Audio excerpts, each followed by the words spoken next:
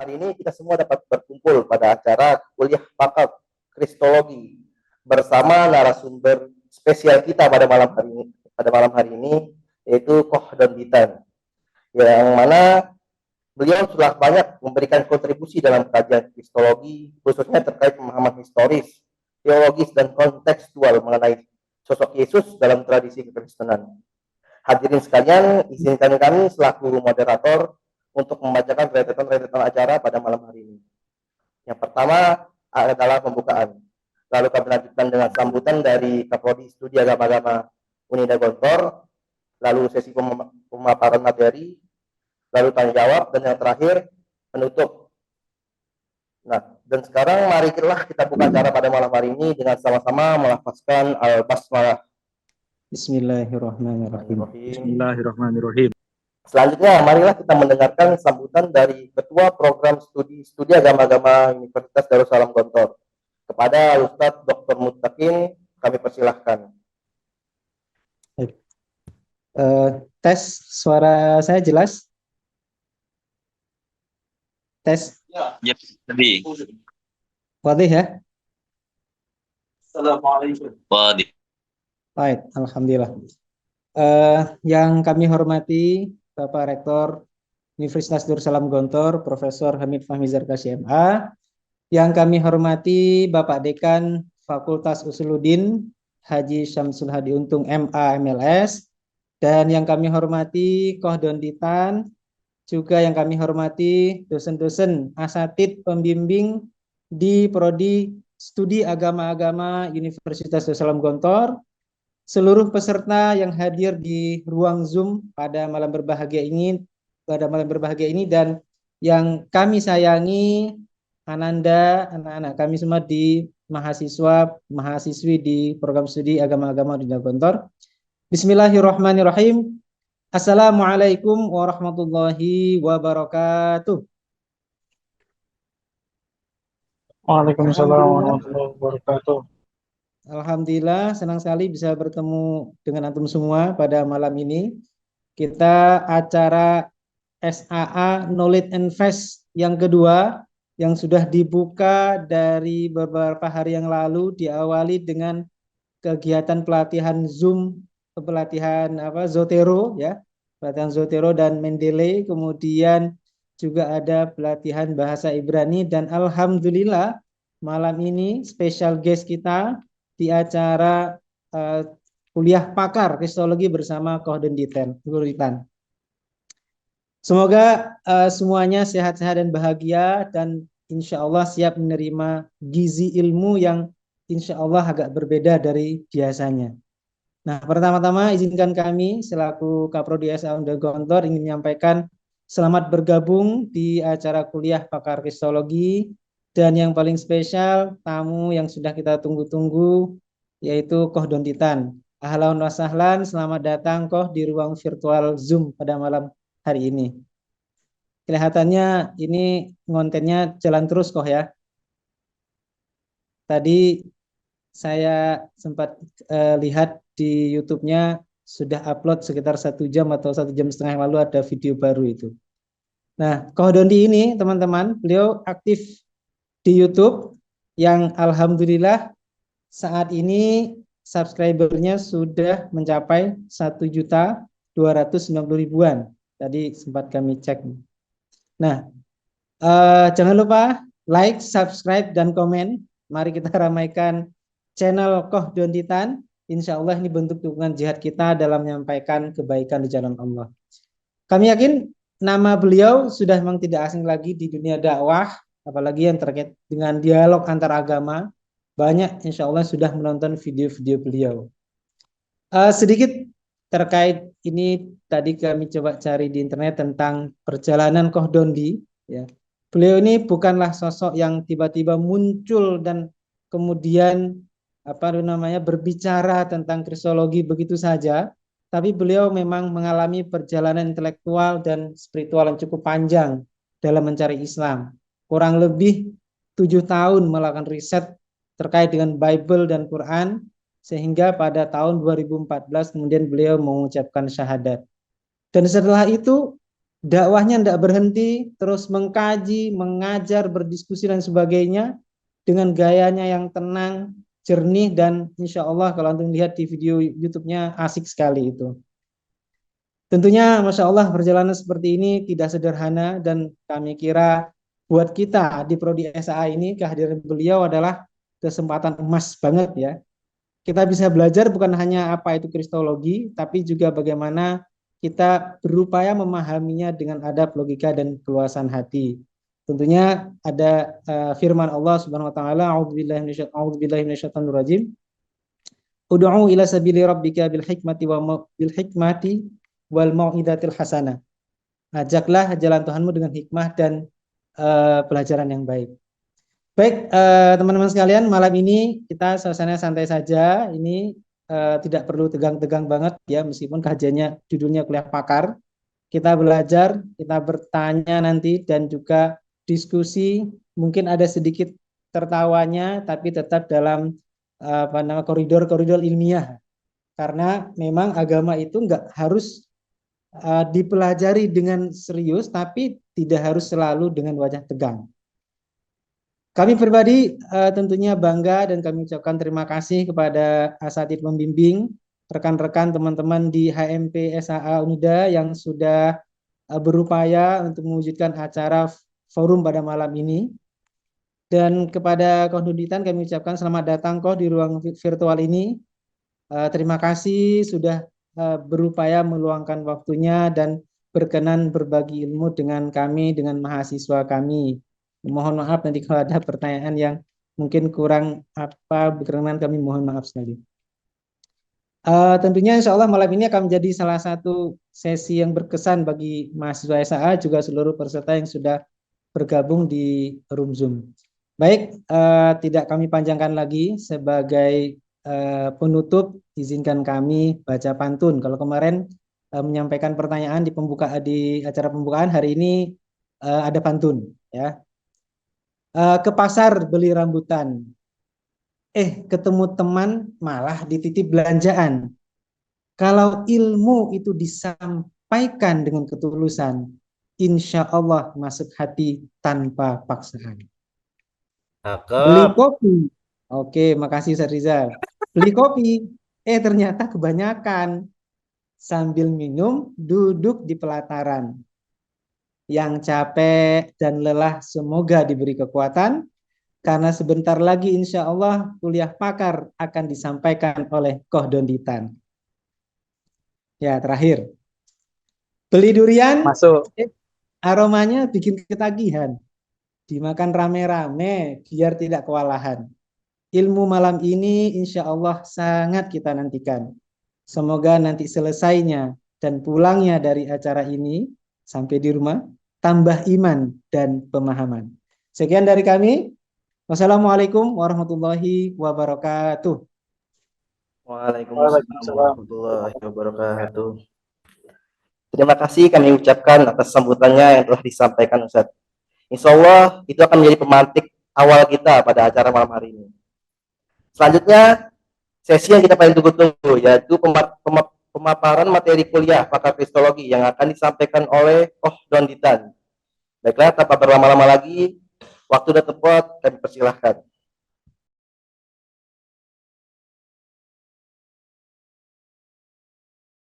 Baik, Bismillahirrahmanirrahim. Assalamualaikum warahmatullahi wabarakatuh. Waalaikumsalam warahmatullahi wabarakatuh. Alhamdulillah, nahmaduhu wa nasta'inuhu wa nastaghfiruh wa na'udzubillahi min syururi anfusina wa min sayyiati a'malina may yahdihillahu fala mudhillalah wa may yudlil fala hadiyalah. Asyhadu alla ilaha illallah wahdahu la syarikalah wa asyhadu anna Muhammadan abduhu wa rasuluh. Allahumma shalli wa sallim wa barik ala sayyidina Muhammadin wa ala alihi wa sahbihi ajmain. Amma ba'd. Alhamdulillah, senang sekali saya bisa bergabung dengan keluarga besar Unida Gontor ya. Masya Allah, saya sudah lama nggak ke Unida Gontor. Aduh. Saya terakhir ke Unida Gontor membawa Syekh Uthman Faruk dari Amerika Serikat ya. Waktu itu beliau memberikan kelas di Unida Gontor, Masya Allah. Baik, mungkin sebelum saya mulai, boleh saya berbincang-bincang dulu dengan mungkin MC atau pengurus ya di Unida Gontor. Sebelumnya, karena ini sifatnya juga bisa menjadi edukasi buat kita semua dan buat umum, saya ingin bertanya apakah saya diizinkan untuk merekam acara ini untuk saya upload ke YouTube. Kira-kira boleh? Boleh Ustaz. Boleh. Ahlan, Ustaz, ahlan boleh bro. Ustaz. Boleh. Boleh ya? Alhamdulillah. Karena saya harus izin dulu. Belum tentu semua lembaga pendidikan mengizinkan masalahnya. Boleh ya? Baik ya? Alhamdulillah. Pertama-tama saya ucapkan banyak terima kasih kepada para pengurus Unida Gontor yang Masya Allah saya berharap melalui Unida Gontor Islam Rahmatan Lil Alamin bisa terus disebarkan ya insya Allah. Dan untuk yang namanya ilmu kristologi memang ini bukan sebuah fardu ain tetapi sebuah fardu kifayah. Tapi dengan nama besar Gontor, saya yakin mahasiswa-mahasiswa Gontor pun juga sudah selayaknya mengetahui ilmu ini ya. Seperti sama-sama kita ketahui bahwa yang disebut dengan ilmu kristologi adalah ilmu salah satu bagian ilmu yang mempelajari tentang posisi Nabi Isa alaihissalam di dalam agama Kristen. Kenapa kita perlu mempelajari ilmu kristologi ini bagi yang iman Islamnya sudah teguh? Karena dengan ilmu kristologi ini kita jadi mengetahui seluk-beluk di dalam agama Kristen. Gunanya apa kita mengetahui? Karena semenjak Nabi masih berjalan-jalan di atas muka bumi ini, beliau tidak pernah putus juga berinteraksi dengan orang-orang dari kalangan Yahudi dan Nasrani, ya, yang mana yang dibicarakan juga tentang akidah mereka. Nah, tetapi menurut saya sekarang kita tidak harus belajar kristologi saja, ya. Jadi saya ulang ya. Sekarang ini sebagai pembelajar atau sebagai akademisi, kita tidak harus mempelajari kristologi saja, tetapi kita juga harus menambah ilmu kita tentang Islam, memperkaya ilmu kita tentang Islam, di mana ilmu yang mempelajari seluk-beluk Islam kita sebut dengan Islamologi. Ya, maka itu saya ingin menggabungkan sebenarnya sekarang dengan kristologi. Jadi saya sebut sekarang menjadi Krislamologi. Kenapa alasan saya menggabungkan dua ilmu tersebut? Karena kita tahu bahwa Islam sendiri dari zaman Nabi masih berjalan-jalan di muka bumi ini, Islam sudah diserang, ya, diserang oleh kalangan Yahudi, diserang oleh kalangan Nasrani, dan juga diserang oleh kalangan orang-orang yang mungkin bisa saja tidak beragama. Bahkan sampai sekarang serangan-serangan itu bisa dikatakan makin luas dan makin terbuka lebar ya, makin open karena sekarang kita sudah hidup di zaman teknologi, di zaman media sosial, orang bisa saja menyerang Islam melalui medsos dengan cara apapun mereka menyerang sehingga itu sangat-sangat beresiko untuk kita semua, untuk keluarga kita, untuk anak cucu kita, sehingga mereka bisa terancam dari upaya-upaya pendangkalan akidah dan juga upaya-upaya pemurtatan. Nah, gunanya apa? Ilmu kristologi dan Islamologi. Dengan ilmu kristologi yang kita gabungkan dengan Islamologi, kita bisa insya Allah menjawab sekaligus menyerang balik, gitu ya. Jadi tidak hanya menjawab, tapi menyerang balik tuduhan-tuduhan atau syubhat-syubhat yang ditujukan kepada Islam dan Al-Quran. Saya sering menemui beberapa kasus-kasus di mana anak-anak muda seperti mungkin yang ada di sini, mahasiswa-mahasiswa, ya, yang berkecimpung atau terlibat di dalam dunia medsos. Mereka akhirnya melihat serangan-serangan terhadap Islam dan Quran, akhirnya mereka ragu karena tidak menemukan jawabannya, bahkan sampai ada yang murtad, ya. Bahkan yang murtad ini bukan hanya anak-anak sekolah di sekolah biasa, tetapi juga di sekolah-sekolah Islam, bahkan juga ada yang anaknya seorang pengajar Islam sekalipun. Nah, untuk itulah kita perlu mempelajari kristologi dan Islamologi dan kita gabungkan sehingga kita bisa menjaga iman dan akidah kita. Itu ya, itu adalah pendahuluan dari saya. Baik. Saya yakin teman-teman semua yang ada di forum yang mulia ini semuanya sudah mempunyai ilmu Islam yang bagus ya. Paling tidak dari kecil teman-teman di sini sudah mempunyai ilmu tentang Islam. Namun begitu bisa jadi ya kalangan mereka itu selalu mencari celah, selalu mencari isu yang ada di dalam Quran maupun di dalam hadis untuk menyerang iman orang Islam. Ya. Sampai sekarang, dari zaman orientalisme, mungkin di awal-awal abad 19, mereka tetap mencari celah apa yang bisa diserang dari Islam.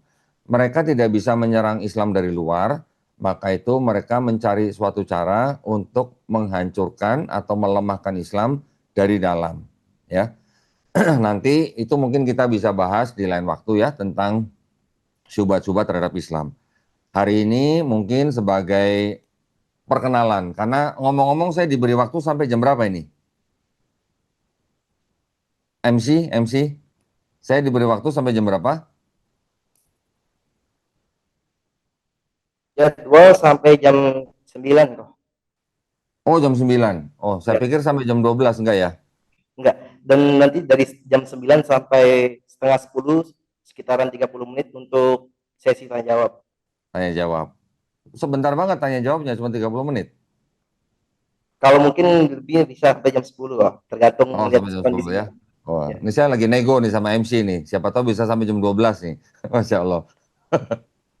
Baik, Alhamdulillah ya. Karena waktunya hanya 1 jam, jadi saya hanya bisa memberikan pandangan apa yang saya perlu sampaikan kepada umat Islam tentang bagaimana kristologi dan bagaimana kita menggunakan kristologi tersebut di dalam kita juga melakukan dakwah ya. Baik, saya berada di 2 yayasan, yaitu Yayasan Pembina Mualaf at-Tauhid yang berpusat di Surabaya sebagai bendahara dan juga ketua Litbang.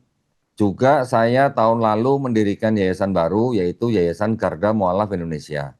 Di Garda Mualaf Indonesia saya sebagai pendiri dan juga sebagai pembina ya. Kenapa kita membuat 2 yayasan ini? Karena 2 yayasan ini adalah yayasan yang memang mempunyai visi dan misi untuk membentengi iman dan akidah orang Islam dari upaya-upaya pendangkalan akidah dan pemurtatan.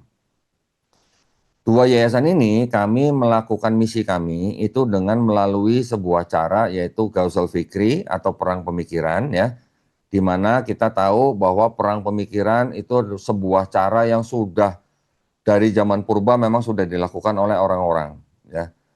Perang pemikiran ini yang kita lakukan menggunakan ilmu kristologi dan islamologi di dalam membentengi iman Islam, umat Islam pada khususnya, dan juga bisa kita gunakan untuk mendakwahi orang-orang yang ingin berdiskusi atau berperang pemikiran dengan kami ya.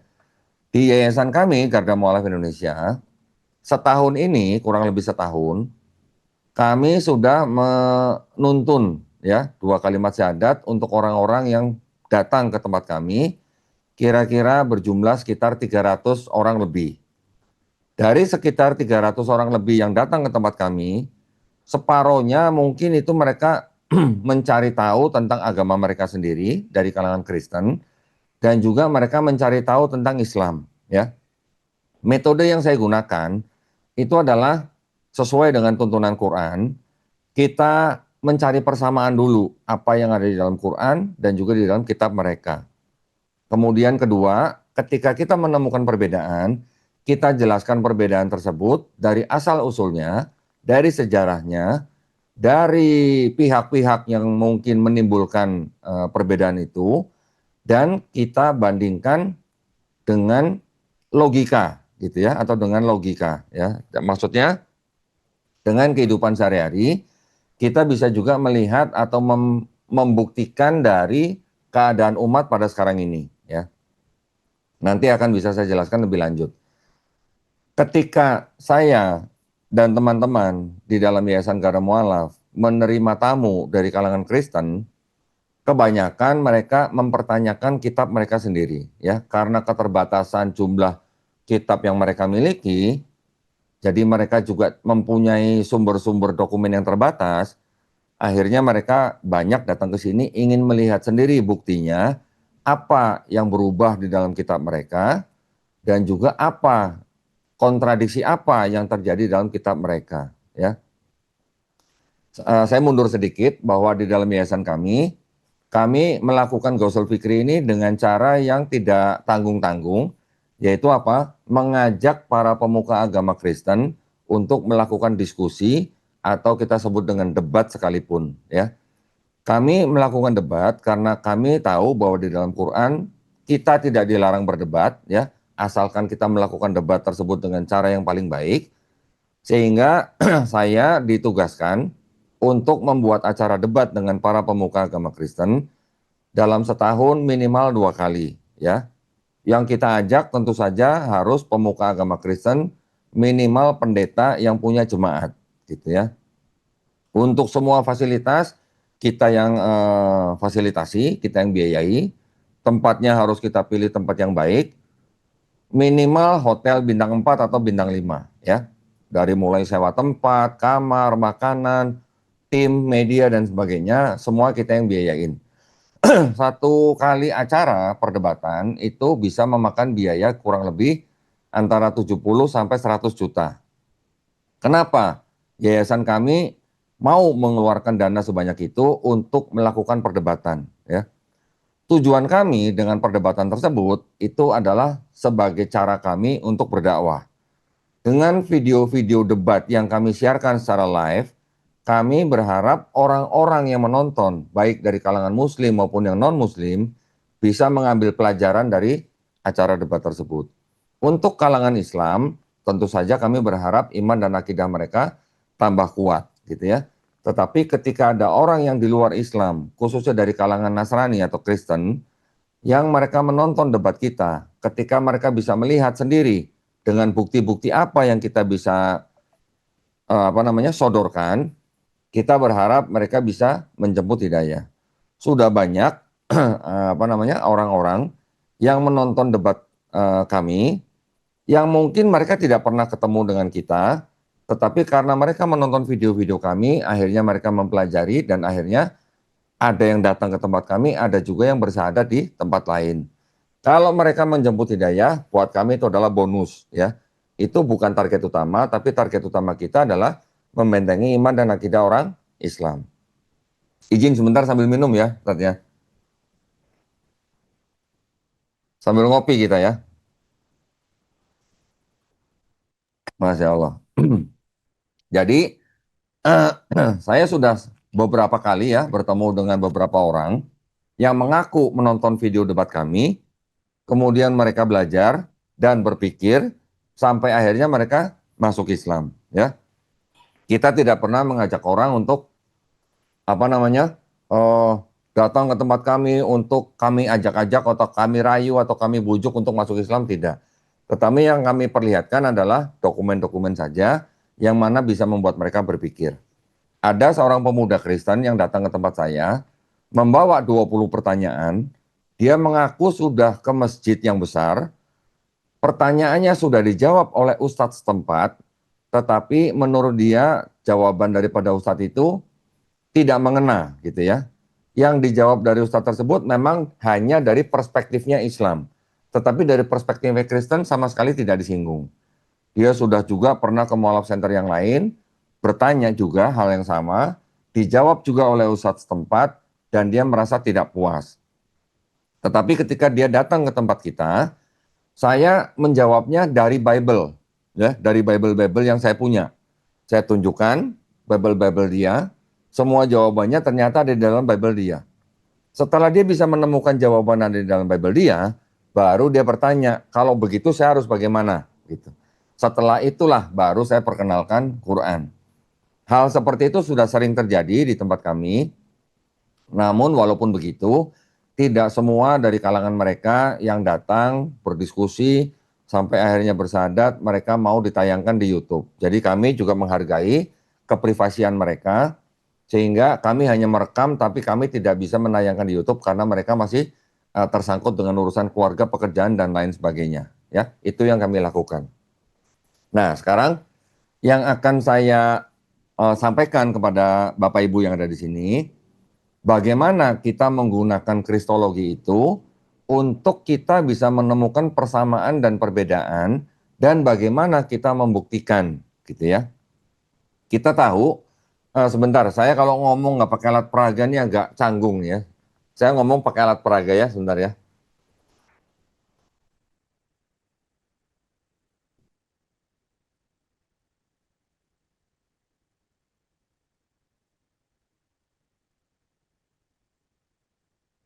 Nah, jadi kalau saya ngomong nggak pegang barangnya itu nanti takutnya nanti disangka asumsi saya, gitu ya. Yang saya pegang di sini, ini Bapak Ibu bisa lihat tulisannya Alkitab, gitu ya. Tetapi karena kita orang Islam, sebagai Islam, kita jangan sebut kitab mereka sebagai Alkitab. Walaupun mereka tulisnya Alkitab, kita jangan sebut kitab ini Alkitab. Kenapa? Karena Al-Quran kita nama lainnya juga Alkitab. Ya kan? Zalikal kitabul la raiba bafi. Jadi ketika mereka sebut ini Alkitab, jangan sebut ini Alkitab karena ini adalah kitabnya orang Kristen. Kitabnya orang Kristen, di dalamnya kita bisa melihat bahwa ada dua bagian utama, ya. Ada dua kelompok surat-surat. Nah, kalau kita di dalam Quran kita mengenal di dalam Quran ada 114 surat, gitu ya. Ayatnya kurang lebih 6.236 ayat atau mungkin ada yang 6.666 ayat, tergantung bagaimana ulama-ulama kita dulu di dalam melalui guru-guru mereka memberi nomor ayat agak sedikit berbeda. Tetapi jumlah ayatnya semua sama, jumlah suratnya semua sama. Tetapi kalau di dalam kitabnya orang Kristen, kita bisa bagi menjadi dua seperti ini. Yang bagian yang tebal ini, yang saya pegang tebal ini adalah kitab yang disebut dengan Perjanjian Lama. Yang agak tipis ini disebut dengan Perjanjian Baru, ya. Oh, ini ada yang sudah ada indeksnya nih. Nah, kalau yang saya pegang ini ada indeksnya, ya. Kalau indeks yang warna hitam ini disebut Perjanjian Lama. Yang indeks berwarna merah ini disebut dengan Perjanjian Baru. Teman-teman di sini yang belajar Kristologi apa sudah punya kitab mereka? Saya berharap punya ya, supaya apa yang kita bicarakan itu bisa langsung di dalam kitab mereka. Kalau kita lihat perbandingannya, mungkin ini yang tebal ini 2/3 daripada kitab mereka ya. Yang tebal yang Perjanjian Lama ini ternyata ini bukanlah kitab aslinya milik orang Kristen ya. Tetapi orang Kristen menggunakan kitabnya orang Yahudi, yang mana kitabnya yang orang Yahudi ini berasal dari kitab ini yang disebut dengan kitab Tanakh ya. Tulisannya seperti ini. Tulisannya seperti ini. Kok terlalu terang ya, Tok? Ya. Kebaca ya. Tanakh, T-A-N-A-C-H.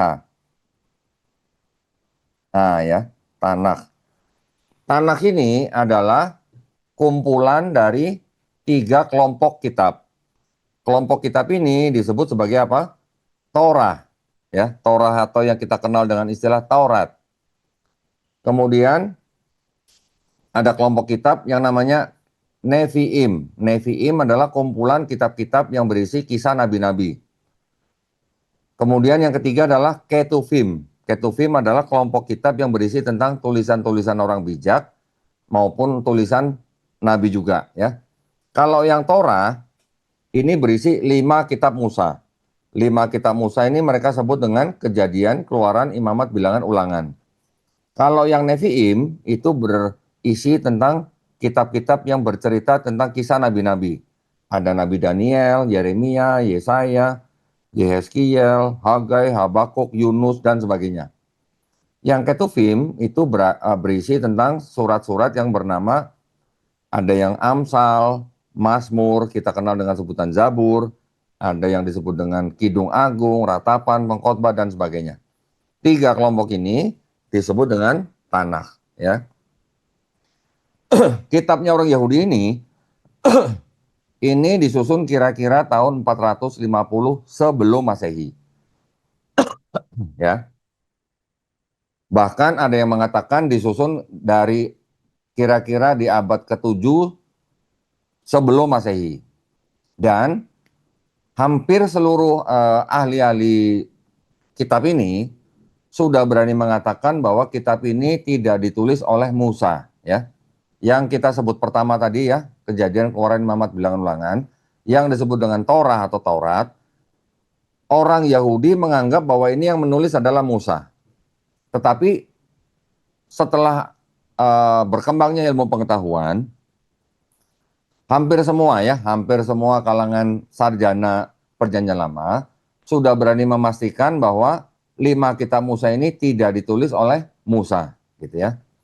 Kita dari kalangan Islam, kita juga yang sudah akrab dengan Quran dan hadis yang sahih, saya yakin kita tidak pernah membaca di dalam Quran atau hadis bahwa Nabi Musa dan pengikutnya menulis kitab Taurat, gitu ya.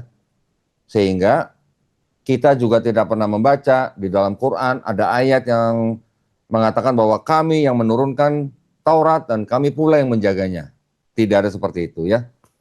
Kita juga tahu bahwa Nabi Musa ini hidup kira-kira di abad 15 hingga 14 sebelum Masehi. Sedangkan kitab ini yang aslinya disusun kira-kira abad 5 sebelum Masehi. Jadi kira-kira ada jarak 900 tahun sampai 1000 tahun dari zaman Musa masih hidup. Kalau begitu berarti tidak mungkin kitab mereka ini ditulis langsung oleh Nabi Musa atau pengikutnya yang kenal dengan Nabi Musa, ya. Tetapi yang disebut dengan hukum Taurat di kalangan Yahudi itu memang dipelihara dengan lisan, gitu ya. Hampir sama sebenarnya dengan Quran, tetapi yang mereka pelihara itu adalah hukum-hukum atau syariat yang mereka lakukan di kalangan orang-orang Israel. Mereka memelihara hukum-hukum tersebut dengan cara lisan, ya, dengan cara mereka banyak, ada yang juga bernyanyi, ada yang menghafalkan dan sebagainya. Orang-orang Israel yang pada zaman dulu mungkin mereka mau bertani, mau masak, mau perang, itu dilakukan dengan bernyanyi yang menyebutkan hukum-hukum Taurat mereka. Hukum-hukum Taurat mereka ada yang disebut dengan 613 mitzvah atau hukum ya, hukum mereka.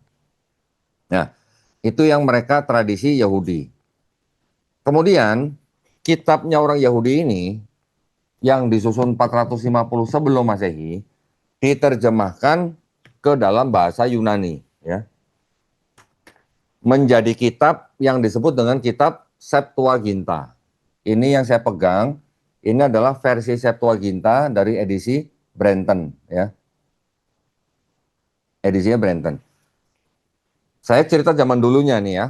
Jadi kitabnya orang Yahudi disusun 450 sebelum Masehi, di abad ketiga sebelum Masehi, kira-kira tahun 270, diterjemahkan ke dalam bahasa Yunani. Selesainya kira-kira, jadi dua tahap ya. Yang tahap pertama yang diterjemahkan hanya yang 5 kitab Musa. Menurut legenda diterjemahkan dalam waktu kira-kira 70 hari. Tetapi yang Nevi'im dan Ketuvim itu menyusul dan bertahap hingga selesai kira-kira tahun 132 sebelum Masehi, ya. Jadi memakan waktu kurang lebih dari 270 hingga 132 sebelum Masehi. Setelah selesai, kitab Septuaginta yang waktu itu sudah jadi beredar, itu banyak juga versi-versi salinan-salinan yang beredar, yang sampai kepada tangan-tangan orang-orang yang menulis kitabnya orang Kristen yang disebut, yang tadi saya sebut dengan Perjanjian Baru, ya. Jadi kalau yang Perjanjian Lama ini berjumlah 39 surat, yang Perjanjian Baru berjumlah kira-kira 27 surat. Yang 27 surat ini semuanya, semua penulis dari kitab surat itu mengutip dari Septuaginta, ya, mengutip dari kitab Septuaginta. Tujuannya apa? Supaya dianggap bahwa Yesus sudah dinubuatkan di dalam kitab ini, gitu ya. Ketika kitab ini sudah beredar di abad pertama, kedua, ketiga, kitab ini terjemahannya diubah-ubah oleh pemuka agama Kristen dari mulai abad kedua hingga abad ketiga. Yang mengubah terjemahannya atau istilah akademis itu disebut dengan resensi, ya, mengkritik terjemahannya. Yang melakukan resensi itu adalah Bapak Gereja yang disebut dengan Origen. Ya. Origen ini berasal dari Alexandria, Mesir. Kemudian yang kedua, Bapak Gereja yang namanya Lucian.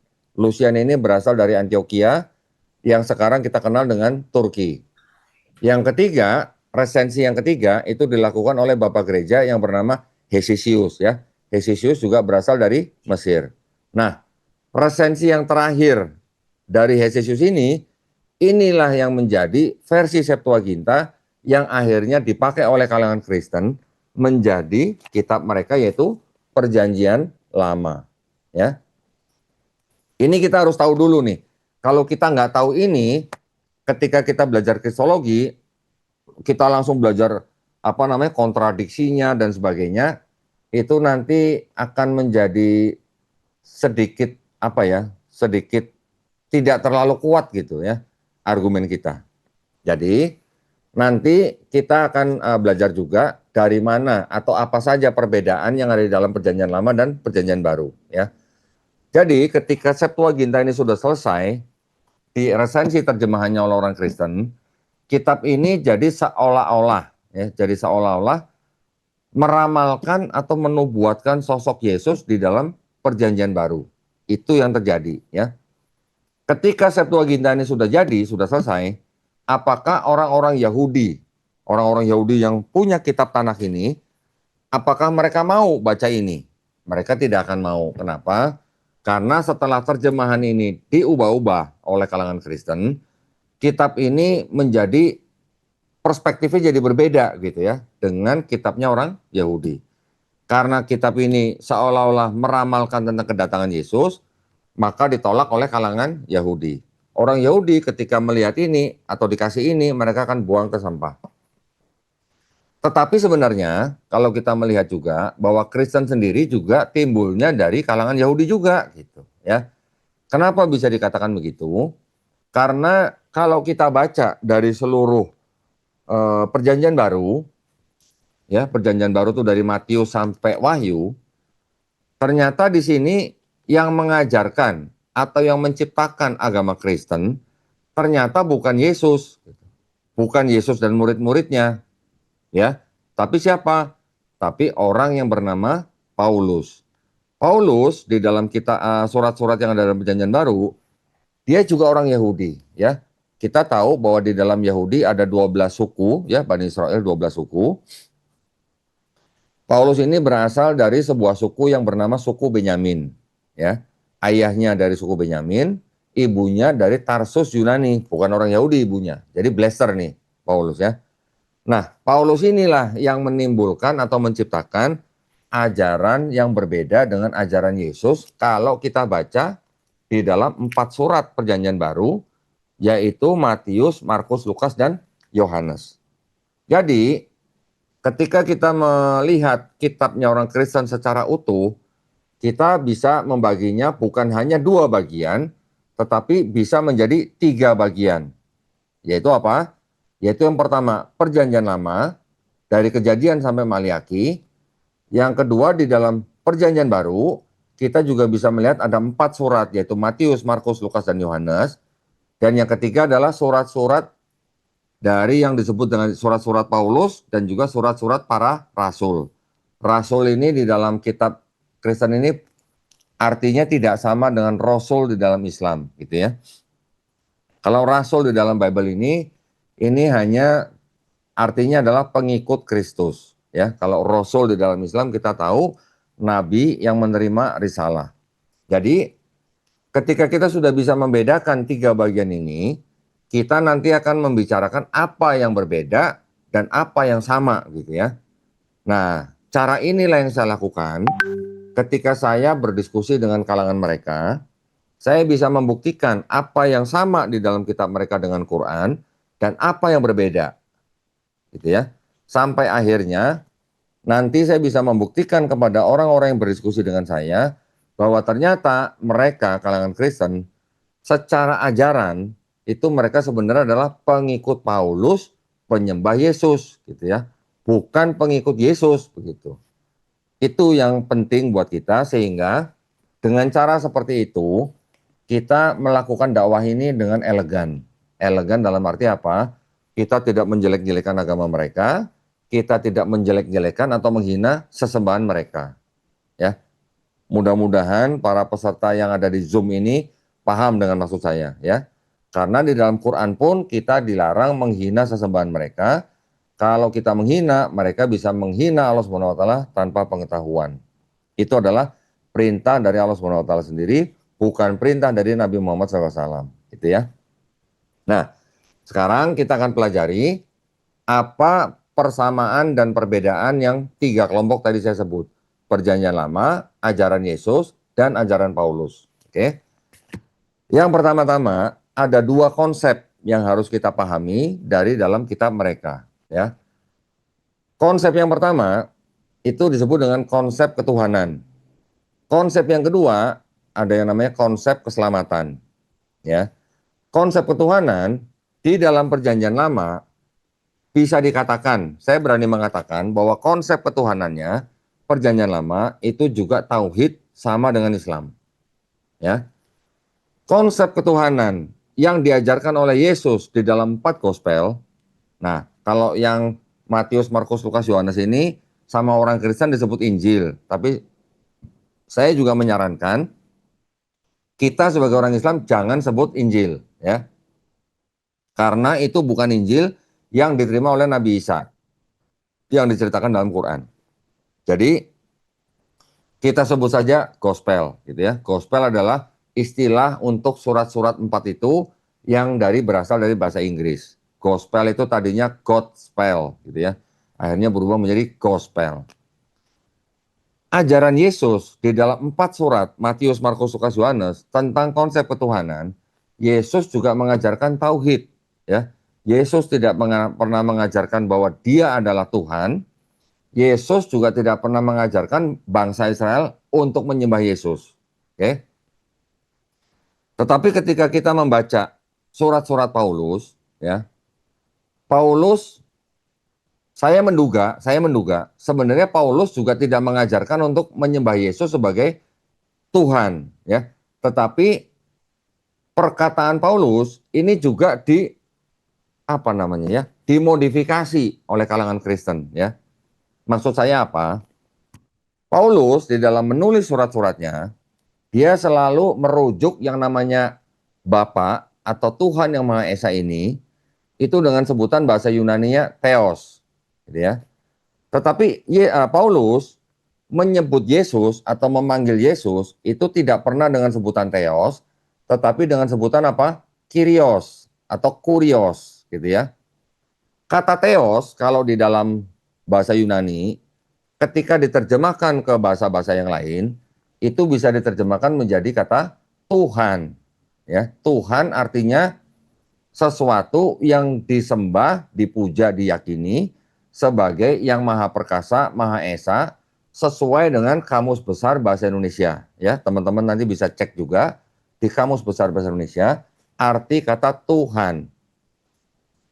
Tetapi di kitabnya orang Kristen yang di Indonesia dan di Malaysia, kata Theos tersebut diterjemahkan ke dalam bahasa Indonesia dan Malaysia menjadi kata Allah, ya, A-L-L-A-H.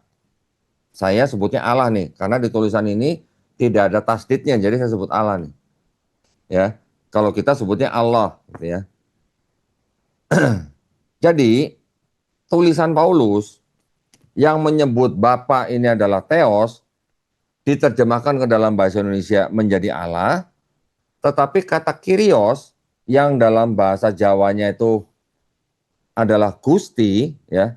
Gusti ini memang kita juga tahu bahwa bisa dipakai untuk menyebut kepada manusia, juga bisa dipakai untuk menyebut kepada Tuhan, ya. Kita mungkin mengenal istilah Gusti Gusti Allah, itu artinya kita menyebut Tuhan Yang Maha Esa. Tetapi kita juga bisa menyebut Gusti kepada orang yang berkuasa atau yang mempunyai kuasa dengan sebutan Gusti Raja misalnya, ya.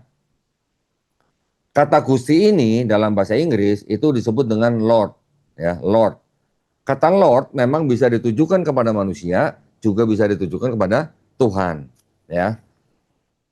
Kalau orang Inggris zaman dulu ketika mungkin abad-abad 7, abad 8, abad 9, ketika mereka menyebut seorang yang punya tanah banyak itu, mereka kan sebut dengan Lord Martin misalnya gitu ya, atau Lord Edwin misalnya. Tetapi ketika mereka menyebut raja, mereka sebut dengan Lord King gitu. Tetapi ketika mereka ke gereja, mereka akan menyebut apa? Lord God gitu. Nah, jadi memang ini sebuah celah ya di dalam bahasa atau linguistik yang dimanfaatkan oleh kalangan Kristen yang akhirnya menggunakan kata Lord atau Gusti ya atau dalam bahasa Indonesia Tuan ini ditujukan kepada Yesus tetapi diterjemahkan di dalam bahasa tertentu menjadi Tuhan gitu ya. Ini sebuah memang kerancuan yang memang kita orang Islam juga harus tahu supaya apa? Supaya kita tidak mudah terjebak dalam pola pemikiran mereka. Oke. Sekarang akan mulai saya Akan mulai saya berikan ayat-ayat. Apa ayat-ayat yang menunjukkan bahwa di dalam Perjanjian Lama itu tauhid, ajaran Yesus itu tauhid, ajaran Paulus yang sebenarnya juga tidak menuhankan Yesus, tetapi karena penerjemahannya dirubah-rubah sehingga seolah-olah Paulus juga mengajarkan Yesus sebagai Tuhan, gitu ya. Yang pertama, di Perjanjian Lama, kita tahu ada ayat yang namanya Ulangan pasal 6 ayat 8. Disebutkan bahwa enaknya saya sambil sharing boleh nggak ya MC ya? Kalau saya boleh sambil sharing, teman-teman bisa catat, bisa screenshot nih. Boleh nggak? Boleh kok. Boleh. Boleh ya. Ya. Saya buka dulu programnya, supaya teman-teman nanti bisa lihat ayat mana yang saya maksud, sehingga teman-teman bisa screenshot ya. Ya. Sebentar ya, lagi loading ya Mas ya.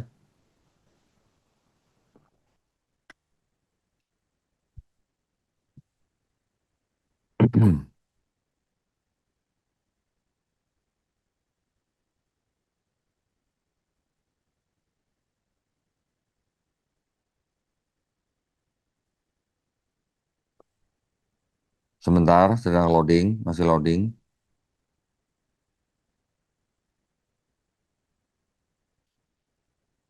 Saya share dulu ya. Bentar.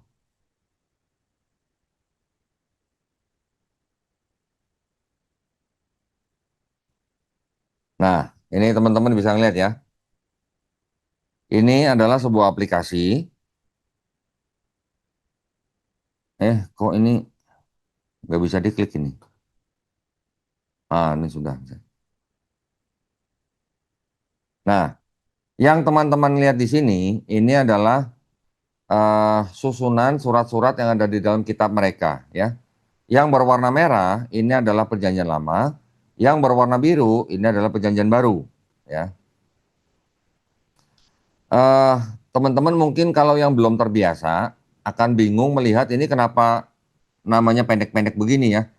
Ini adalah singkatan, ya. Jadi kalau seperti saya tunjuk, mouse-nya kelihatan ya mouse-nya ya. Yang seperti contoh paling kiri paling atas ini KEJ. Ini adalah singkatan dari surat namanya Kejadian. Yang di sebelahnya KEL ini adalah Keluaran. IMA ini adalah singkatan dari Imamat. Bil, Bilangan, Ulangan, Yosua dan seterusnya gitu ya. Nanti teman-teman kalau yang sudah punya kitabnya mereka secara fisik bisa paham maksud saya ini ya. Sekarang saya langsung aja. Yang saya sebut dengan konsep ketuhanan tauhid di dalam Perjanjian Lama itu ada di Ulangan pasal 6 ayat 4. Sebentar. Pasal 6 ayat 4. Nah, terbaca ya. Ayatnya berbunyi demikian. Dengarlah hai orang Israel, Tuhan itu Allah kita. Tuhan itu Esa. Nah, perhatikan. Di sini ada kata Tuhan yang huruf besar semua, ada kata Allah yang besar hanya huruf A-nya saja, ya. Ini maksudnya bagaimana kalau begini?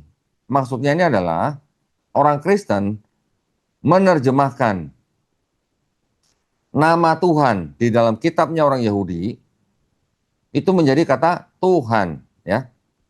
Tadi saya mendengar bahwa di sini ada guru bahasa Ibrani, ya, betul ya? Iya kok. Nah, kalau ada guru kita yang bisa bahasa Ibrani di sini, itu nanti mungkin akan tahu ketika saya menyebut kata Yod He Vav He, ya. Ada 4 huruf di dalam kitabnya orang Yahudi, yang mana itu adalah nama daripada Tuhan yang Maha Esa, ya. Orang Israel mengenal nama Tuhan ada 7 di dalam kitab mereka, yaitu El, Eloh, Eloah, Elohim, El Shaddai, Yod He Vav He. Yang ketujuh adalah Zevaot. Dari 7 nama ini, yang paling suci menurut mereka adalah yang ke-6, Yod He Vav He, ya. Yod He Vav He ini yang disebut dengan Tetragrammaton, ini yang diterjemahkan menjadi kata Tuhan huruf besar semua di dalam kitabnya orang Kristen Indonesia, ya, teman-teman bisa lihat. Tetapi kata Allah yang di dalam situ, yang kita tahu orang Islam, bahwa Tuhan kita yang Maha Esa itu bernama Allah, oleh orang Kristen Indonesia digunakan sebagai generic name atau sebutan, ya, atau predikat atau jabatan. Kata Allah di sini bukan nama daripada Tuhan itu, ya. Jadi ini ada kerancuan nih kalau kita sebagai orang Islam, apalagi dari kalangan akademis, kita kan bisa mengernyitkan dahi ketika kita melihat kalimat seperti ini, oke? Kalau kita lihat versi Bible yang lain, ya, yang sengaja dibikin untuk orang Islam, mereka akan menulis seperti ini. Dengarlah hai Israel, Allah adalah Tuhan kita, Allah itu Esa, gitu, ya. Teman-teman jadi bisa bedain nih. Banyak versi Bible, tetapi istilah itu bisa ditukar-tukar dengan alasan atau dengan latar belakang kitab ini ditujukan untuk siapa, gitu ya. Kalau kitabnya ditujukan kepada orang Kristen, mereka menggunakan versi yang ini, terjemahan baru. Seperti ini tulisannya. Tetapi ketika mereka menunjukkan kitab ini untuk orang Islam, mereka menggunakan seperti ini. Nah, ya. Ini sebenarnya juga bahasan lain, tetapi nanti kita bisa bahas kalau nanti ada waktu, ya. Kalau nggak ada mungkin di lain waktu, ya. Baik, jadi ini adalah ayat yang oleh orang Yahudi atau oleh orang Kristen sekalipun dianggap sebagai bukti bahwa agama mereka adalah monoteis, gitu ya. Jadi dengan ayat ini mereka mengaku bahwa Tuhan mereka juga Esa, gitu ya. Ayat ini kalau kita bandingkan dengan Quran, ini mungkin setara atau serupa dengan Quran surat Al-Ikhlas ayat yang pertama. Qul huwallahu ahad, gitu ya. Ada kata ahad di dalam Quran surat Al-Ikhlas pasal ayat yang pertama. Ayat ini kalau kita bacakan dalam bahasa Ibraninya akan berbunyi Shema Israel, Adonai Elohenu, Adonai Ehad. Ada kata Ehad, gitu ya. Bahasa Ibrani mengenal Ehad, bahasa Arab mengenal Ahad. Itu artinya adalah sama, yaitu apa? Esa, gitu ya. Yang kedua, di dalam bilangan atau keluaran dulu, Keluaran 9 ayat 14. Sebab sekali ini aku akan melepaskan segala tulahku terhadap engkau sendiri, terhadap pegawai-pegawaimu dan terhadap rakyatmu, dengan maksud supaya engkau mengetahui bahwa tidak ada yang seperti aku di seluruh bumi, ya. Ini sering saya samakan dengan Quran surat Al-Ikhlas juga, ayat yang keempat, walam yakullahu kufuwan ahad. Berikutnya ada di kitab ada di surat Bilangan pasal 23 ayat 19. Allah bukanlah manusia sehingga ia berdusta, bukan anak manusia sehingga ia menyesal. Masakan ia berfirman dan tidak melakukannya, atau berbicara dan tidak menepatinya. Di sini jelas-jelas disebutkan bahwa Allah bukan manusia, Allah bukan anak manusia, ya. Kalau kita cek di dalam Quran surat Al-Ikhlas, kita bisa samakan dengan Quran surat Al-Ikhlas ayat yang ketiga, lam yalid walam yulad, ya. Berikutnya, di dalam 2 Samuel pasal 7 ayat 22. Sebab itu engkau besar, ya Tuhan Allah, sebab tidak ada yang sama seperti engkau, dan tidak ada Allah selain engkau, menurut segala yang kami tangkap dengan telinga kami. Di sini disebutkan bahwa engkau besar, gitu ya. Ini bisa diartikan sebenarnya kurang lebih sama dengan Allahu Akbar. Saya pertegas lagi dengan ayat yang lain. 1 Raja-Raja pasal 8 ayat ke 27.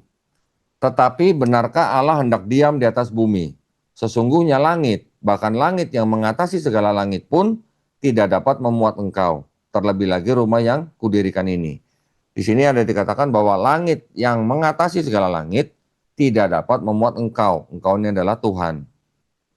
Sehingga dengan akidah kita bisa kita pahami bahwa ayat ini menggambarkan bahwa Tuhan yang Maha Esa itu adalah Tuhan yang Maha Besar, yang tidak dapat memuat langit yang mengatasi segala langit. Di Islam kita juga mengenal langit ada 7 gitu ya. Bahkan besar bumi dibanding langit pertama, atau langit pertama dibanding dengan langit kedua, dan seterusnya sampai langit ke-7. Bahkan 7 langit dibandingkan dengan Sidratul Muntaha, bahkan Sidratul Muntaha ditambah dengan 7 langit tambah bumi dibandingkan dengan arsy Allah.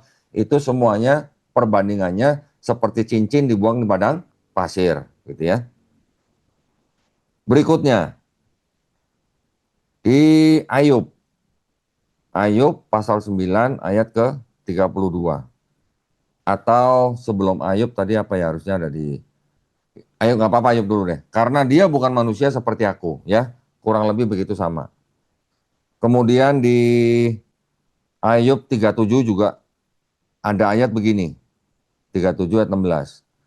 Tahukah engkau tentang melayangnya awan-awan, tentang keajaiban-keajaiban dari yang Maha Tahu? Ya, jadi mereka melihat atau mereka memahami bahwa Tuhan yang Maha Esa itu adalah Maha Tahu. Kita juga bisa melihat di Hosea pasal 11 ayat 9. Ada kalimat sebab aku ini Allah dan bukan manusia, ya. Nanti kita bisa melihat juga di Maliaki pasal 3 ayat 6 bahwasanya aku Tuhan tidak berubah dan kamu Bani Yakub tidak akan lenyap, ya. Jadi orang Yahudi memahami bahwa Tuhan dan sifat-sifatnya itu kurang lebih sama dengan apa yang kita orang Islam pahami, ya. Allah Maha Besar, kemudian tidak ada yang serupa dengan Tuhan di bumi, Tuhan itu Esa, Tuhan itu bukan manusia, Tuhan itu bukan anak manusia, Tuhan itu tidak berubah. Ya, ini hanya sebagian daripada sifat-sifat Tuhan yang orang Yahudi pahami. Nah, ini semua ada di dalam perjanjian lamanya orang Kristen, gitu ya. Jadi, ketika tadi saya mengatakan bahwa perjanjian lama mengajarkan tauhid, ini kurang lebih sama dengan akidah di dalam Islam. Oke. Tapi ketika masuk ke dalam perjanjian baru, kita juga nanti harus bedakan kembali apakah ajaran Yesus tentang Tuhan dan ajaran Paulus ini sama atau beda, gitu ya. Kita akan lihat di perjanjian baru. Kita lihat di Markus pasal 12 ayat 29. Dikatakan ini adalah ayat yang menceritakan tentang Yesus ditanya oleh ahli Taurat tentang hukum yang terutama, ya. Lalu seorang ahli Taurat yang mendengar Yesus dan orang-orang Saduki bersoal jawab dan tahu bahwa Yesus memberi jawab yang tepat kepada orang-orang itu, datang kepadanya dan bertanya, hukum manakah yang paling utama? Dijawab oleh Yesus, hukum yang terutama ialah, dengarlah hai orang Israel, Tuhan Allah kita, Tuhan itu Esa. Teman-teman tadi ingat saya membacakan Ulangan pasal 6 ayat 4, bunyinya adalah sama, ya. Dengarlah hai orang Israel, Tuhan Allah kita, Tuhan itu Esa. Jadi di sini kalau kita mencoba memahami, Yesus mengulang apa yang dikatakan oleh Nabi Musa di dalam Ulangan pasal 6 ayat 4. Jadi di sini Yesus ditanya oleh orang-orang ahli Taurat bahwa hukum yang terutama itu adalah juga Tuhan itu Esa, gitu ya. Kemudian Yesus juga mengatakan di dalam Yohanes pasal 17 ayat yang ketiga, inilah hidup yang kekal itu, yaitu bahwa mereka mengenal Engkau ini adalah yang dimaksud dengan Bapa atau Tuhan Yang Maha Esa, disebutnya apa? Satu-satunya Allah yang benar, ya. Kita jangan permasalahkan dulu tentang sebutan Tuhan atau Allah di dalam ayat kitab mereka, tetapi yang kita lihat adalah konsep ketauhidannya, ya. Dan mengenal Yesus Kristus yang telah Engkau utus. Berarti di sini ada sosok yang disebut dengan Engkau, yaitu Bapa. Itu menurut Yesus, ini dianggap sebagai perkataan Yesus karena ini berwarna merah. Oleh Yesus, Bapa itu disebut sebagai satu-satunya Allah atau Tuhan yang benar, ya. Dan mengenal Yesus yang Kau utus, berarti kalau kita baca di sini, Yesus adalah utusan, gitu ya. Kemudian di ayat yang lain, Yesus kalau kita baca, Yesus di sini seolah-olah itu punya Tuhan, gitu ya. Perhatikan, di sini ada ayat berbunyi begini. Pada waktu itu berkatalah Yesus, aku bersyukur kepadamu. Nah, ada tulisan Bapa, ya. Ditulis apa? Tuhan langit dan bumi. Gitu. Jadi baca ayat ini, orang yang tidak beragama sekalipun bisa mengambil kesimpulan bahwa Yesus itu punya Tuhan, yaitu Bapa, yang disebut dengan Tuhan langit dan bumi. Gitu ya.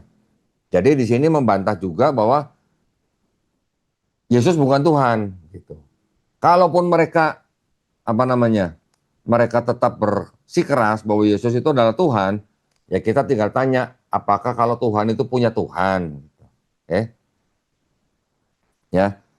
Jadi ini adalah kesamaan tentang konsep ketuhanan di dalam Perjanjian Lama dan juga di dalam 4 gospelnya yang diajarkan oleh Yesus. Yesus sendiri di dalam 4 gospel itu diceritakan dia juga tidak maha tahu, ya. Ketika dia ditanya oleh orang banyak di Markus pasal 13 ayat 32, judulnya dia ditanya tentang kedatangan anak manusia, perumpamaan tentang pohon ara. Dia ditanya tentang hari atau saat itu, tidak seorang pun yang tahu. Hari atau saat itu maksudnya adalah hari kiamat, ya. Disebutkan tidak seorang pun yang tahu, malaikat-malaikat di sorga tidak, dan anak pun tidak. Anak di sini yang dimaksud adalah Yesus. Hanya Bapa saja. Berarti di sini menunjukkan bahwa Yesus tidak maha tahu, tidak seperti Ayub pasal 37 ayat 16 yang tadi kita sudah baca, ya. Kemudian yang lain, bahwa Yesus mengajarkan kepada bangsa Israel bahwa dia memerintahkan untuk menyembah siapa. Nah, ini ada ayat di Matius pasal 4 ayat 10. Ketika Yesus dicobai oleh iblis, Yesus berkata kepadanya, "Enyalah iblis, sebab ada tertulis engkau harus menyembah Tuhan Allahmu dan hanya kepada Dia sajalah engkau berbakti." Gitu ya. Jadi dengan ayat-ayat ini menggambarkan bahwa Yesus sebenarnya mengajarkan ketauhidan juga, ya, di dalam 4 gospel. Ini terlepas daripada Yesus disalib atau tidak, gitu ya. Ini lain cerita. Ini yang kita ambil adalah ajaran Yesus tentang konsep ketuhanan. Baik. Nah, dari ayat-ayat tersebut berarti kita bisa mengambil kesimpulan bahwa Perjanjian Lama dan ajaran Yesus di dalam 4 gospel ini sejalan, ya, atau Tuhan itu Esa, atau kita sebut tauhid, ya. Tetapi ketika kita membaca surat-surat Paulus mengajarkan di dalam surat-suratnya seperti ini, dan ini terjemahnya sudah dirubah-rubah oleh orang Kristen, ya. Kita buka di Roma. Oh ya, sebentar, mungkin tadi saya belum menjelaskan, ya, bahwa di dalam Perjanjian Baru yang warna biru ini total ini ada 27 kitab atau surat, dan 13 daripada Perjanjian Baru surat-suratnya ini yang disebut dengan surat-surat Paulus, ya. Jadi dari 27 Perjanjian Barunya Kristen, 13-nya adalah surat-surat Paulus, gitu.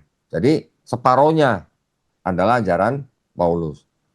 Kalau kita lihat di surat Roma yang juga ini adalah tulisan Paulus, kita baca di dalam pasal 10 ayat 9, kita baca, sebab jika kamu mengaku dengan mulutmu bahwa Yesus adalah Tuhan, ya. Perhatikan, dan percaya dalam hatimu bahwa Allah telah membangkitkan dia dari antara orang mati, maka kamu akan diselamatkan, ya.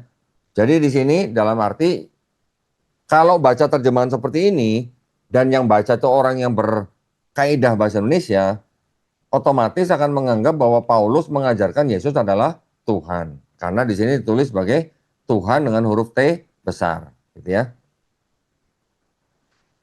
Jadi dari kita membaca tiga kelompok di dalam kitabnya orang Kristen, kita bisa membuktikan bahwa di dalam Perjanjian Lama dan ajaran Yesus dan surat-surat Paulus ternyata ada konsep ketuhanan yang berbeda. Perjanjian Lama dengan ajaran Yesus di 4 gospel ternyata sama, yaitu tauhid. Tetapi ketika surat-surat Paulus mengajarkan untuk menyembah Yesus sebagai Tuhan, gitu ya. Ini yang pertama tentang konsep ketuhanan. Yang kedua tentang konsep keselamatan. Nah, kalau kita bicara kristologi, kalau kita tidak paham dengan konsep keselamatan mereka, ini juga nanti akan malah membingungkan kita, ya. Kita umat Islam tahu bahwa sebagai orang Islam, bagaimana caranya kita selamat yang artinya kita masuk surga, gitu ya. Orang Islam di dalam Quran kita banyak membaca bahwa kita bertaubat, maka Allah SWT akan mengampuni taubat kita. Kita beriman, maka juga Allah SWT akan menjanjikan surga untuk kita. Kita beramal soleh, Allah juga sudah menjanjikan nikmat surga yang di bawahnya ada sungai-sungai dan segala macam kenikmatannya. Jadi kita di orang Islam, kita tahu bahwa konsep kita hidup di dunia ini, selain untuk beribadah kepada Allah SWT, kalau kita mau masuk surga, kita harus bertobat, beriman, dan beramal soleh. Gitu ya. Apa yang diajarkan oleh Perjanjian Lama dan Perjanjian Baru. Nah, sebelum saya jelaskan, saya izin ngopi lagi. Ya. Ini yang nonton nggak ada yang ngopi nih, atau dengerin nih. Baik, nah konsep keselamatan. Sekarang konsep keselamatan di dalam kitab mereka. Kitab-kitab yang ada di dalam Perjanjian Lama, kitab-kitab ini ternyata juga mengajarkan untuk selamat atau untuk hidup atau untuk masuk surga itu hanya perlu apa? Bertobat, gitu ya. Kita lihat ayat-ayatnya. Jadi di dalam Perjanjian Lamanya orang Kristen dan Yahudi ini tidak ada konsep orang menebus dosa orang lain, gitu ya. Kalau Kristen kita tahu bahwa konsep keselamatan mereka adalah mereka percaya bahwa dosa-dosa mereka sudah ditebus dengan matinya Yesus di atas kayu salib, sehingga mereka yakin sudah dijamin dengan surga, gitu kan? Tetapi kalau kita melihat ayat-ayat di dalam Perjanjian Lama, saya share dulu ya. Apakah sama konsep keselamatan di dalam Perjanjian Lama ini dengan yang diyakini oleh Kristen, gitu ya? Kita melihat di dalam Ulangan pasal 24 ayat 16. Dikatakan janganlah ayah dihukum mati karena anaknya, janganlah juga anak dihukum mati karena ayahnya. Setiap orang harus dihukum mati karena dosanya sendiri, ya. Saya rasa ini cukup jelas. Kita baca juga di dalam Yehezkiel pasal 18 ayat ke-20 dan 21, ya. Dikatakan orang yang berbuat dosa itu yang harus mati. Anak tidak akan turut menanggung kesalahan ayahnya dan ayah tidak akan turut menanggung kesalahan anaknya. Orang benar akan menerima berkat kebenarannya dan kefasikan orang fasik akan tertanggung atasnya. Ayat ke-21. Perhatikan, tetapi jikalau orang fasik bertobat dari segala dosa yang dilakukannya dan berpegang pada segala ketetapanku serta melakukan keadilan dan kebenaran, ia pasti hidup. Ia tidak akan mati, ya. Jadi kalau dengan ayat ini sebenarnya kita juga sudah cukup jelas bahwa orang fasik, yaitu orang yang berbuat dosa secara terus-menerus, jika dia bertobat dan berpegang kepada ketetapanku, yaitu ketetapan Tuhan, melakukan keadilan dan kebenaran, ia pasti hidup. Ia pasti hidup artinya ia masuk surga, ya. Ayat yang lain ada di dalam surat Yesaya pasal 1 ayat ke-16 sampai ke-18 ya. Kita baca, basuhlah. Oh ya, sorry sebentar. Judulnya ini adalah bertobat lebih baik dari mempersembahkan kurban. Ayat 16 dikatakan, basuhlah, bersihkanlah dirimu, jauhkanlah perbuatan-perbuatanmu yang jahat dari depan mataku. Berhentilah berbuat jahat, belajarlah berbuat baik, usahakanlah keadilan, kendalikanlah orang kejam, belalah hak anak-anak yatim, perjuangkanlah perkara janda-janda. Baiklah, mari kita berpekara. Firman Tuhan tulisnya. Sekalipun dosamu merah seperti kirmisi, akan menjadi putih seperti salju. Sekalipun berwarna merah seperti kain kesumba, akan menjadi putih seperti bulu domba. Ya, saya sering bertanya kepada tamu-tamu saya yang orang Kristen tentang ayat ini. Saya minta mereka baca dulu. Setelah mereka baca, saya tinggal bertanya begini.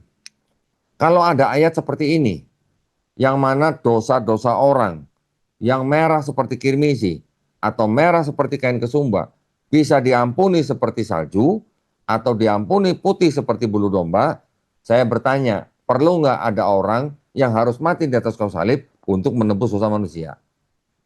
Ya, dengan ayat seperti ini, orang Kristen pun yang menggunakan nalar sehat bisa menjawab tidak perlu gitu. Ya, kenapa? Karena orang yang dosanya merah seperti kain kesumba atau merah seperti seperti kirmisi itu bisa menjadi putih seperti salju atau putih seperti bulu domba. Artinya orang yang dosanya sangat banyak bisa diampuni, gitu ya. Dan kalau kita perhatikan ayat-ayat yang kita lihat di layar ini, ketika ada perintah apa? Basuhlah, jauhkanlah perbuatanmu yang jahat, berhenti berbuat jahat, berhenti berbuat jahat kan artinya bertobat ya. Belajar berbuat baik, artinya kita belajar melakukan amal soleh, mengusahakan keadilan, mengendalikan orang kejam, membela hak anak-anak yatim, memperjuangkan perkara janda-janda. Di dalam Islam kita kenal konsep seperti ini sebagai konsep apa? Amar ma'ruf, nahi mungkar. Ya. Kemudian kita juga bisa melihat bagaimana ajaran Yesus di dalam 4 gospel. Ya. Jadi perjanjian lama kita sudah tahu nih. Perjanjian baru, sekarang kita lihat lagi antara Yesus dan Paulus. Sebelum saya masuk ajaran Yesus, saya juga ingin membuktikan kepada orang Kristen bahwa di dalam perjanjian lama itu tidak ada konsep atau bahkan yang disebut dengan Tuhan itu memerintahkan apa ya namanya pengorbanan manusia gitu ya. Jadi tidak ada konsep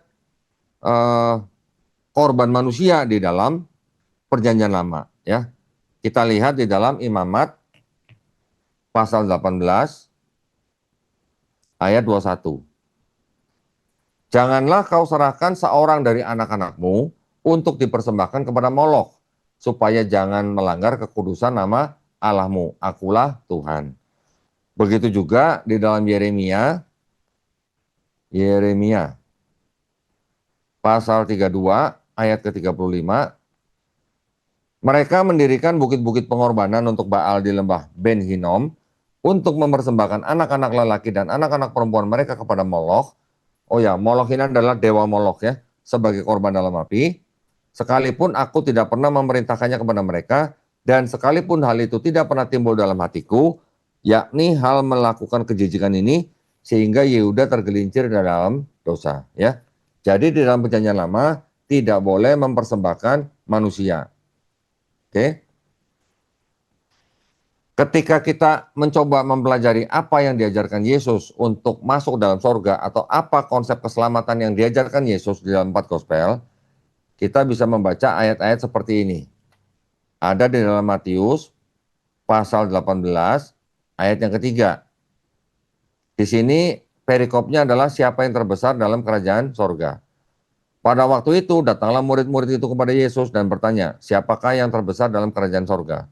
Maka Yesus memanggil seorang anak kecil dan menempatkannya di tengah-tengah mereka. Lalu berkata, aku berkata kepadamu, sesungguhnya jika kamu tidak bertobat dan menjadi seperti anak kecil ini, kamu tidak akan masuk ke dalam kerajaan sorga. Ya, ini dianggap sebagai perkataan Yesus. Kalau di Islam kita tahu bahwa orang yang bertobat masuk sorga, di sini Yesus juga mengajarkan untuk masuk sorga dengan cara bertobat. Karena kalimatnya kalau tidak bertobat tidak masuk kerajaan sorga. Berarti kita bisa sederhanakan, mau masuk sorga bertobat, gitu kan? Saya sering ketika berdiskusi dengan mereka, saya sering bertanya kepada tamu-tamu saya. Saya kasih lihat ayat ini, saya suruh baca, gitu ya. Ketika mereka baca, saya tanya kepada mereka, ini perkataan Yesus ya? Benar. Ini ada kata-kata, kalau tidak bertobat, tidak masuk dalam kerajaan sorga. Betul ya? Betul. Saya pengen studi kasus. Contoh misalnya, ada orang lewat dengar Yesus ngomong begini. Kemudian orang yang lewat dan orang yang mendengar itu bertobat. Kemudian kira-kira seminggu lagi orang itu mati. Saya bertanya, orang yang bertobat dan mati itu kira-kira menurut kamu masuk surga, masuk neraka? Dengan ayat seperti ini, otomatis dengan nalar sehat, mau masuk surga ya bertobat, gitu ya. Ketika ada orang bertobat dan dia mati, harusnya dengan rumus ini masuk surga, begitu kan? Orang dengan nalar sehat akan menjawab seperti itu, ya. Tapi saya bilang, tapi ceritanya Yesus belum disalib nih. No, Yesus belum disalib, tapi kalau ada orang bertobat dan mati, dia bisa masuk surga. Berarti pertanyaan saya, kalau begitu Yesusnya perlu disalib nggak buat tembus dosa? Kalau begitu. Betul? Teman-teman setuju ya?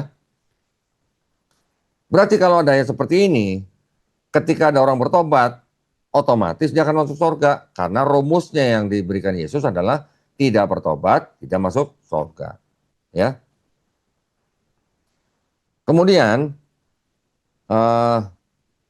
saya juga sering membandingkan ya, ini ajaran Yesus dengan ajaran perjanjian lama, berarti sama. Kalau mau masuk surga, caranya bagaimana? Bertobat. Ya. Di perjanjian lama tadi kita sudah lihat di Yeskiel 18 ayat 21, orang fasik yang bertobat sekalipun, dia pasti hidup. Yesus berkata, kalau tidak bertobat, tidak masuk kerajaan surga. Gitu kan? Nah, sekarang kita bandingkan dengan ajaran Paulus. Paulus di dalam surat-surat dia mengatakan bahwa apa? Tadi kita sudah baca ya, Roma pasal 10 ayat 9. Jadi, sebab jika kamu mengaku dengan mulutmu bahwa Yesus adalah Tuhan dan percaya dalam hatimu bahwa Allah telah membangkitkan dia dari antara orang mati, maka kamu akan diselamatkan. Jadi antara perjanjian lama, Yesus dan Paulus, ini ada perbedaan tentang konsep keselamatan. Perjanjian lama dan Yesus mau selamat bertobat, Paulus mau selamat mengaku Yesus sebagai Tuhan. Itu yang perbedaannya. Selain daripada dua konsep tadi, saya rasa perlu memberikan informasi juga kepada teman-teman bahwa ada satu konsep lagi di dalam kitabnya orang Yahudi dan kitabnya orang Kristen, ada konsep yang berbeda, gitu ya. Konsep apa itu? Konsep yang disebut dengan Mesias, ya, Mesias ya. Mesias ini itu bisa dikatakan adalah kalau di dalam tradisi Indonesia misalnya, apa ya? Bisa disebut sebagai Satrio Piningit gitu ya. Ya, atau mungkin kalau dalam Islam kita mengenal ada sosok Imam Mahdi misalnya gitu.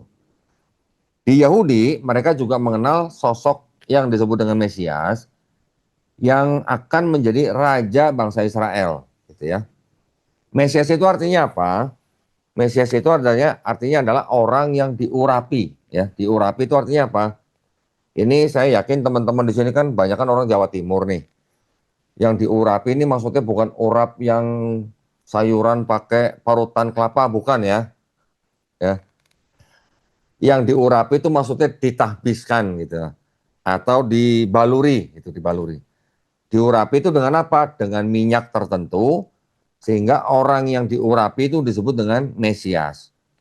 Orang yang disebut Mesias itu bisa raja, ya, ketika ditahbiskan menjadi raja, kepalanya dibaluri dengan minyak, maka raja itu disebut dengan Mesias. atau bisa juga dengan nabi-nabi yang orang Israel kenal, itu juga bisa disebut dengan Mesias. Imam, ya, imam-imam Yahudi yang berasal dari suku Lewi, dari keturunannya Nabi Harun, ketika mereka ditabiskan menjadi imam, mereka juga disebut Mesias. Tetapi yang lebih umum di kalangan bangsa Israel atau orang Yahudi, yang disebut Mesias adalah raja yang diurapi, ya.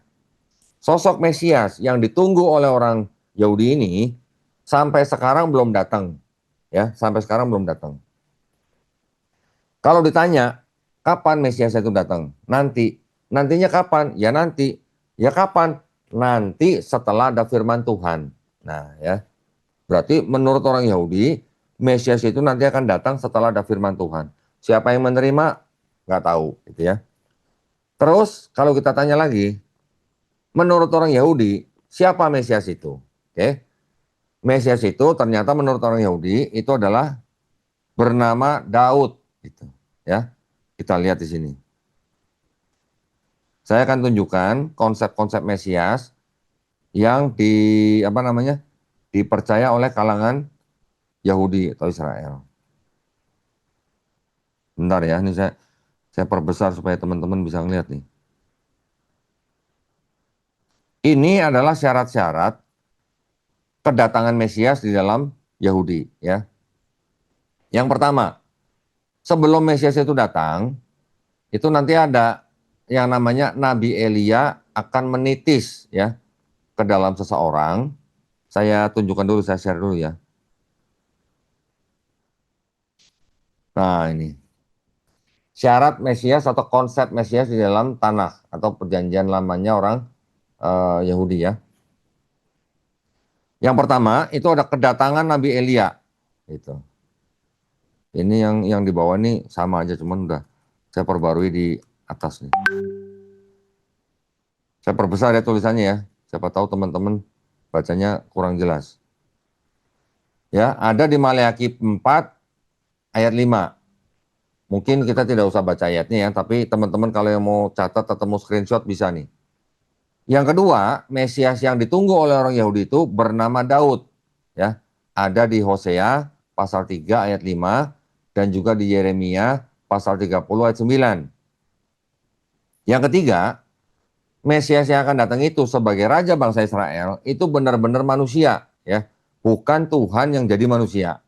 Ayatnya ada di Bilangan pasal 23:19, Ayub 9:32, Hosea 11 ayat 9, dan Yesaya pasal 11 ayat 1 sampai 3. Yang keempat, Mesias yang akan datang itu harus keturunan Daud melalui putranya Salomo, ya. Ada di Yesaya 11 ayat 1 sampai 9, Yeremia 23 ayat 5 sampai 6, pasal 30 ayat 7 sampai 10, pasal 33 ayat 14 sampai 16, Yeskiel pasal 34 ayat 11 sampai 31, pasal 37 ayat 21 sampai 28, surat Hosea pasal 3 ayat 4 sampai 5. Yang berikutnya, Mesias tersebut akan datang ketika di dunia tidak ada orang yang mengangkat senjata atau tidak ada perang, ya, atau disebut dengan masa kedamaian. Ada di dalam Yesaya pasal 2 ayat 1 sampai 4, Yesaya pasal 32 ayat 15 sampai 18, dan juga Mika pasal 4 ayat 1 sampai 4. Yang keenam, Mesias tersebut akan datang ketika seluruh manusia sudah mengenal Hashem. Hashem itu siapa? Hashem itu adalah kata ganti untuk menyebut Yod-Heh-Vav-Heh, ya. Jadi orang Yahudi ketika menyebut nama Tuhan, mereka tidak boleh menyebut dengan sembarangan, mereka mengganti nama itu dengan sebutan Hashem, gitu ya. Kalau di Islam kita tahu mungkin Hashem itu kurang lebih sama dengan ismu atau nama, gitu ya. Itu ada di Yeremia pasal 31 ayat 33 sampai 34. Yang ketujuh, Mesias tersebut akan datang hanya sekali, ya.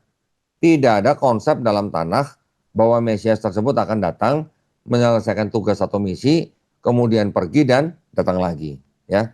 Ini adalah konsep Mesias yang ada di dalam kitabnya orang Yahudi. Nah, kalau kita bandingkan dengan konsep Mesias di dalam Kristen dengan tokohnya Yesus, karena Kristen mengklaim bahwa Yesus adalah Mesias yang dijanjikan, gitu ya. Sampai sekarang Nabi Elia belum datang. Oke.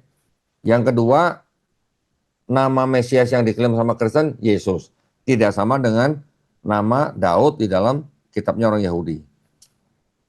Orang Yahudi Mesias adalah manusia, sedangkan orang Kristen menganggap Yesus selain sebagai Mesias, dia juga sebagai Tuhan, gitu ya. Jadi ini sudah tidak sama nih.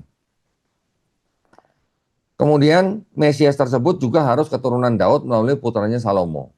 Kalau kita lihat silsilahnya Yesus di dalam kitabnya mereka, ya, kita lihat silsilahnya, itu ada di dalam Matius pasal 1 ayat 1 sampai 17, kita lihat di sini. Nah, inilah silsilah Yesus Kristus, anak Daud, anak Abraham. Terus sampai kepada dari Abraham sampai ke Daud. Ini Daud nih. Nah, ini Daud. Dari Daud sampai ke pembuangan Babel, di pembuangan Babel. Dari pembuangan Babel sampai ke Yesus. Di sini Yakub memperanakan Yusuf, suami Maria, yang melahirkan Yesus, yang disebut Kristus. Yusuf yang suami Maria ini, menurut akidahnya orang Kristen sendiri, Yusuf ini bukan ayah kandungnya Yesus, gitu ya. Jadi karena bukan ayah kandung Yesus, maka dalam tradisi Yahudi, anak adopsi itu tidak bisa dikatakan dia sebagai keturunan Daud. Walaupun di sini disebutkan ada Daud, tetapi secara tradisi Yahudi, Yesus tidak bisa dikaitkan sebagai anak keturunan Daud, gitu ya.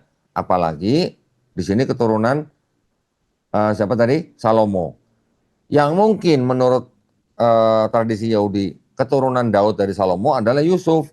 Tapi karena Yusuf bukan ayah biologis Yesus, maka menurut tradisi Yahudi, anak adopsi tidak tidak bisa diterima sebagai keturunan Daud dari Salomo, gitu ya. Kita baca lagi tadi bahwa di dalam syarat-syarat tersebut, mana tadi?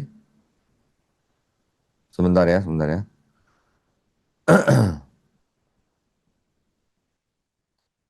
Nah ini, Mesias tersebut datang ketika di dunia tidak ada orang yang mengangkat senjata.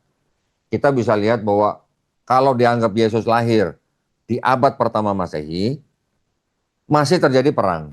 Sampai sekarang pun masih terjadi perang, ya. Jadi buat orang Yahudi, Yesus bukan Mesias yang dijanjikan karena berdasarkan ayat-ayat di dalam Perjanjian Lama, Yesus lahir sudah ada perang, masih ada perang, sampai sekarang juga masih ada perang. Ini bertentangan dengan poin ke-5, ya.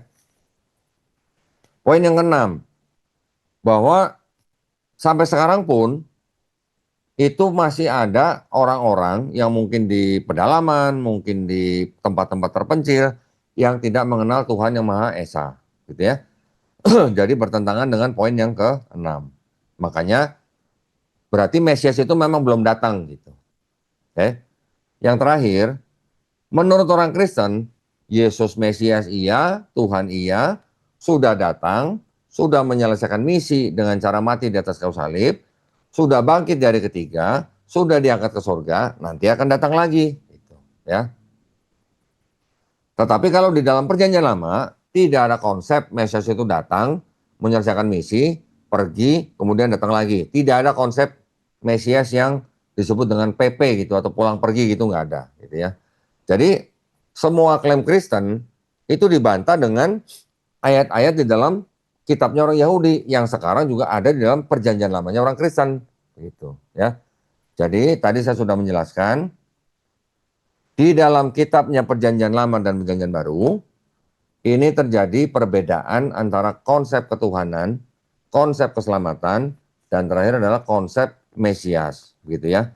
Terlepas daripada Perjanjian Lama ini ada kesalahan atau ada kontradiksi atau ada ayat yang tidak asli atau ada plagiarisme dan sebagainya, ajaran ini masih ada yang disebut dengan tauhid, tetapi bercampur dengan kebatilan. Kebatilannya apa? Kontradiksi, plagiarisme, dan sebagainya. Yang Perjanjian Baru dari ajaran Yesus di 4 gospel Ini walaupun juga masih dianggap ada ajaran tauhid oleh Yesus, tetapi di dalam 4 gospel ini pula juga ada juga kebatilan. Ya, kebatilannya apa? Ada ayat sisipan, ada kontradiksi, yang mana tidak bisa disebut ini sebagai firman Tuhan. Yang surat Paulus sudah jelas-jelas di dalam sini eh, akidahnya tidak tauhid, tidak seperti kita Islam dan Yahudi.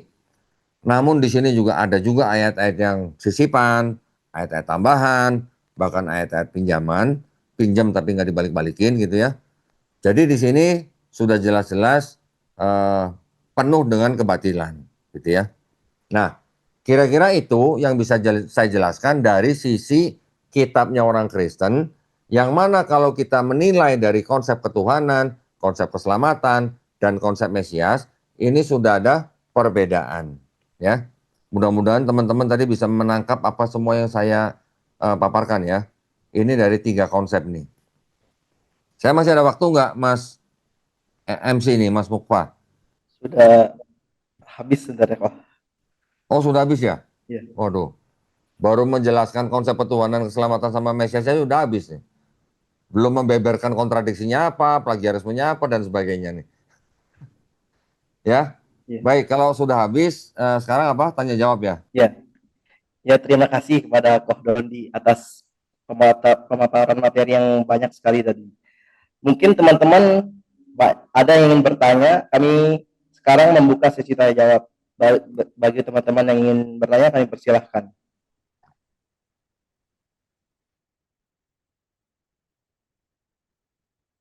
Ya, Saudara Solahuddin, silakan. Baik, terima kasih bagi MC. Izinkan saya untuk bertanya.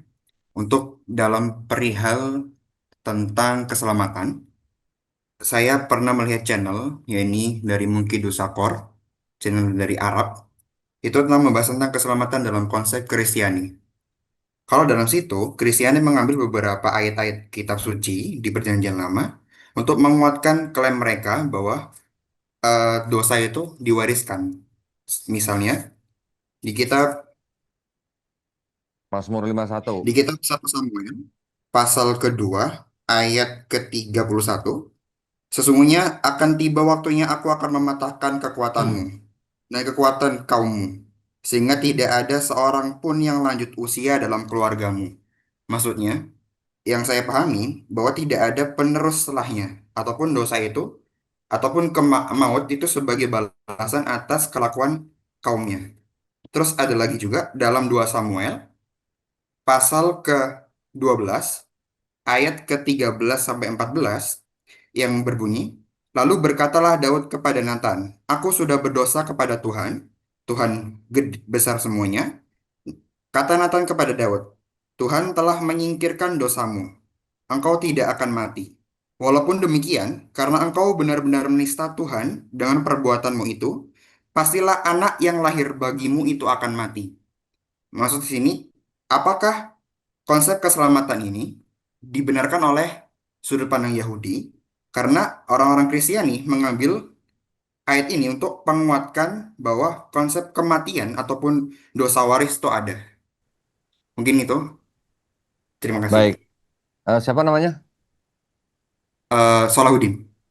Mas Salahuddin. Masya Allah. Ini namanya pakai huruf Ibrani nih. Berarti pinter bahasa Oh iya, Ibrani Mas Salahuddin ya? iya kebetulan Baik. belajar.